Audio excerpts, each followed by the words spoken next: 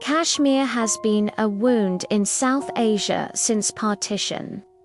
More than 7 decades later, it remains contested, militarized, and central to relations between India and Pakistan. Tonight, 2 young women, one from Islamabad, one from New Delhi, speak directly about history, the present, and whether a lasting peace is possible. Ayesha, Isha, let's begin with history. Briefly, how did Kashmir become disputed? Kashmir's story begins with the end of British rule in 1947.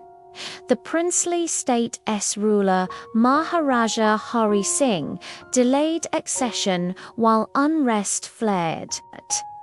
When tribal militias and irregulars entered the valley, the Maharaja signed an instrument of accession to India in October 1947, a document both India and Pakistan later interpreted differently.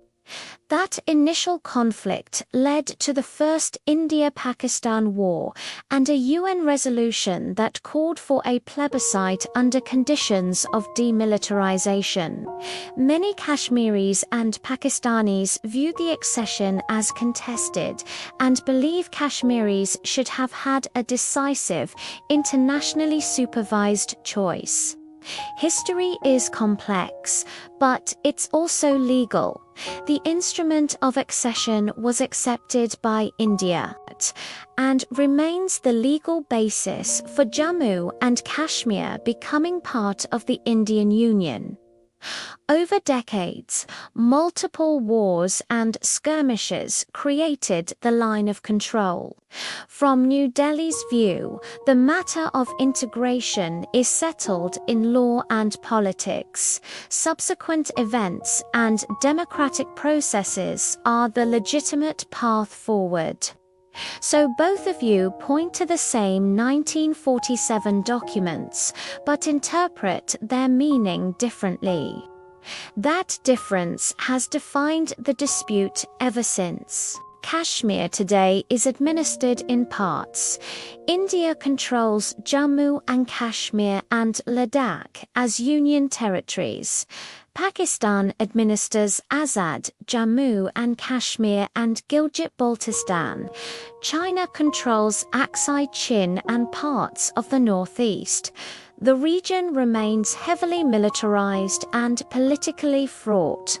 In 2019, India revoked Article 370, removing Jammu and Kashmir's special constitutional status.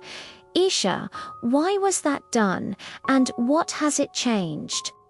The government argued Article 370 was an anomalous, temporary provision that hampered development and equality. Revoking it in August 2019, New Delhi said, would integrate Kashmir fully into India's constitutional framework, open investment, simplify governance, and accelerate development. The central government believes that long-term peace requires stronger integration, rule of law, and economic opportunity. Ayesha, Pakistan, and many Kashmiris saw the 2019 move very differently. Why? For many in Pakistan and among Kashmiri activists, the 2019 revocation felt like a forced change imposed under heavy security and communication lockdowns. It removed autonomy that many Kashmiris saw as a safeguard for their identity and local rights. International observers and rights groups warned about imposed measures, detentions, and restrictions on freedoms following that decision. Let's address human rights. There have been international concerns. Ayesha, what are the key issues? Human rights groups and UN experts have repeatedly raised concerns. Prolonged detentions of activists and journalists, limits on assembly and speech, and instances of excessive use of force. For people on the ground, that has meant curfews, communications blackouts, and political uncertainty, all of which fuel alienation and mistrust. No one defends rights abuses, but New Delhi says security measures were targeted at terrorism and separatism. The government insists it is restoring normalcy and building infrastructure. Many Indian leaders say democratic processes, local elections, legislative measures are the route to restoring representative governance. Human rights reports and legal decisions are both part of the record. Observers disagree about methods and outcomes, but both sides acknowledge the human cost. The line of control has been largely calm in recent years, but has seen flare-ups. Context please, there have been ceasefires and confidence building at times. After 2021 and into recent years, quiet periods allowed limited cross-loc trade and exchanges. New Delhi emphasizes de-escalation and stronger border management to reduce violence. Ceasefires help, but underlying political grievances remain. Skirmishes and periodic escalations remind us that a militarized standoff is unstable. The 2025 confrontation showed how easily tensions can spike, despite agreements. Both of you imagine you are advising your governments. What practical, realistic steps could move toward a durable solution? Be concrete. From my perspective, steps should include: first, restoring fully functioning, genuinely free local governance and credible local elections under Indian law.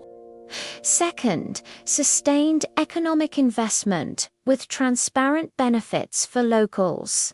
Third, a reduction in security posture tied to clear anti-terror benchmarks. Fourth, people-to-people engagement like cross-loc cultural and educational exchanges. And finally, regional confidence measures with Pakistan to reduce risk. These are ways India can address grievances while maintaining legal sovereignty. I would advise, first, immediate and verifiable measures to protect civil liberties and arbitrary detentions and restore communications. Second, international observation to build trust, not to dictate but to verify. Third, phased demilitarization tied to security cooperation on both sides. Fourth, a people-centric process that includes representatives from all Kashmir's regions and civil society, not just governments. And finally, economic and humanitarian corridors to rebuild livelihoods. Pakistan would also seek a role for third-party facilitation until mutual trust is restored.